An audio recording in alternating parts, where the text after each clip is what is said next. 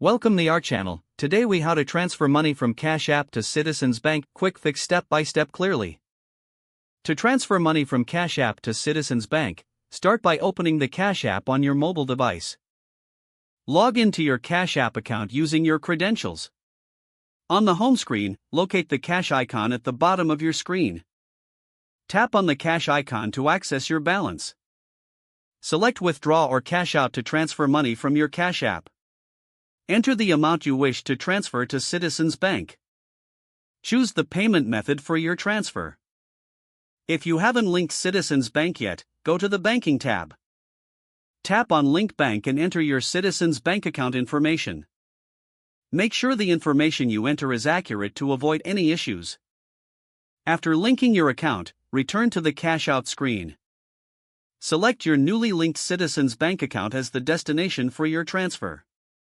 Once selected, confirm the transfer amount and tap on Cash Out again. Review the transfer details to ensure everything is correct. Tap Confirm to complete the transaction. Wait for a confirmation message indicating the money will be deposited into your If the page does not load, refresh the. Make sure you are using the correct email address, then retype it carefully to avoid small typos. If your password is not accepted, use the reset option and create a new strong password you can remember. Check your spam folder for verification or security emails, then complete any requested confirmation steps. Enable two-factor authentication if available to improve account security and reduce unauthorized access risk. After signing in, review your profile details so your contact information and settings are accurate and current. If you see an error message, note it down and try again after restarting your device and internet connection. Log out when you finish, especially on shared devices, to keep your account and payment information secure. If the page does not load, refresh the browser or try again in a private or incognito window.